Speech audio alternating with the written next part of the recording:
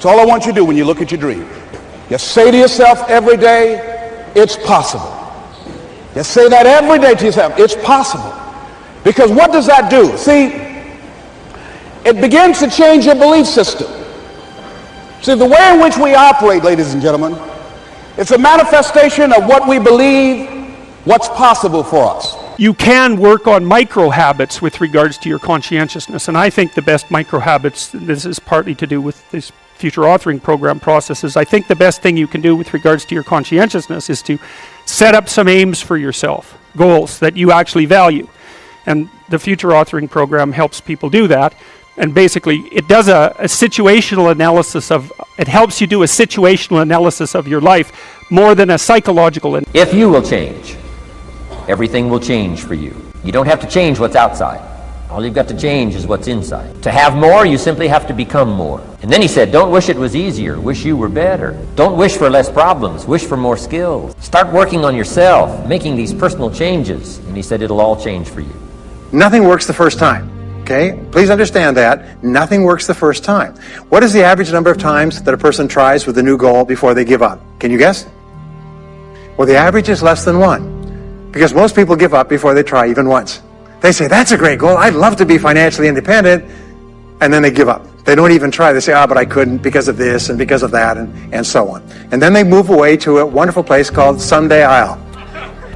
You ever heard of Someday I'll? Someday I'll start saving money. Someday I'll get out of debt. Someday I'll lose weight. Someday I'll start a business. Someday I'll get serious about my finances. You should be fucking scared.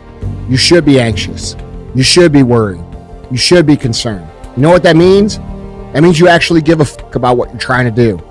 Everybody tries to preach this no anxiety, no stress, low drag, happy all the time shit. Bro, when you really care about something, you really want something to work, you're going to feel stress about it. You're going to feel anxiety about it. You know what? It means that you fucking give a shit. Okay, so first thing first, I'd say that's normal, and I say that's great. All right? You should feel that way. Now, how do you deal with it?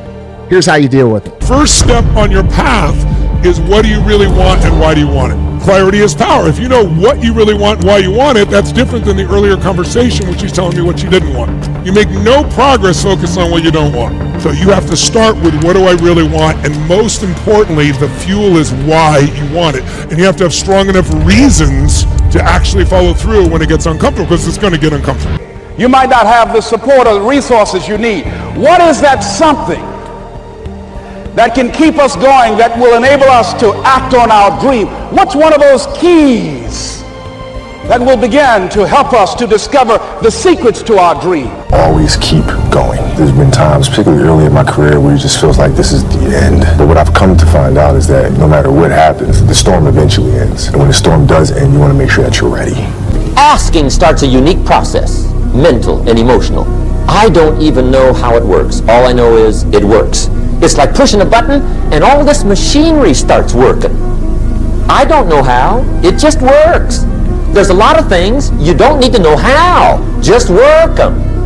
The next best predictor of lifetime success is conscientiousness. Well, so, and of the two aspects of conscientiousness, say orderliness and industriousness, the better predictor is industriousness. We say that success is not an accident. Failure is not an accident. Success leaves tracks.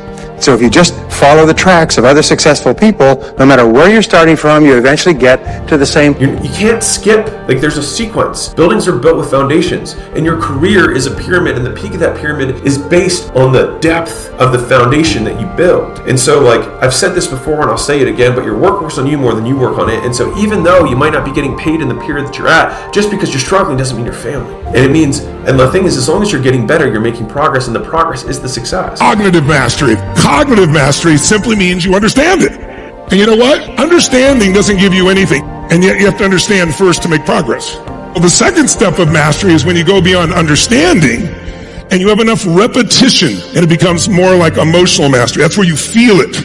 You don't just think it. And when you feel it, now you tend to do it a lot more. But in order to get that, you need repetition and you need energy. Now, you guys are awesome. Your energy is already there, but you don't want to let it drop. So if we have energy with it, our body retains it. Because information without emotion is barely retained. When there's a lot of emotion, you'll remember. It's that simple. If people have to treat you a certain way for you to be happy, then it means that your happiness is in their hands. Start every morning, write 10 things that you're grateful for. Send love to 3 people who bother you. Be quiet for 5 minutes and ask for guidance for the day. It's a winning formula.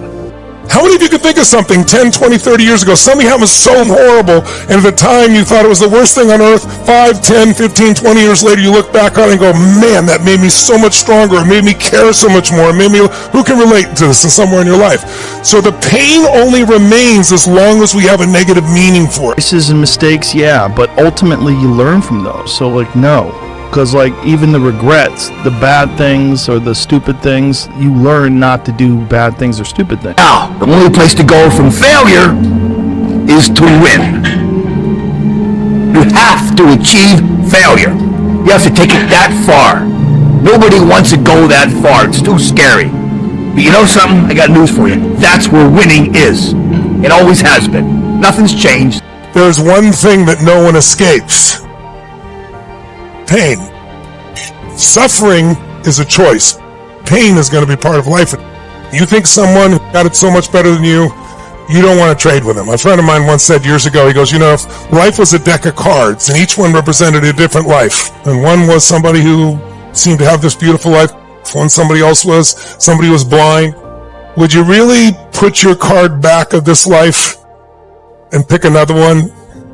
How many have been through in your life enough times now, like let's say in your business, that now when it happens, you've done it so many times, it's like, you may not like it, it may seem stressful, but you know you'll find it. This world we live in is tough. It will beat you down. The world and the life that we live in is the ultimate competitor. It will try to take you out. It will find your weakness and it will just hammer you. If I can help you build belief, build confidence to the point where nothing can hurt you because you know exactly who you are. And most of the people who are critiquing you usually aren't where you are.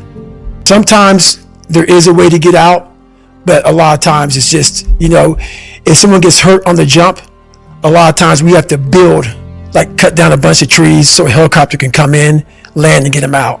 So we are the only access. We have to save ourselves. So a lot of times we are the team to get us in.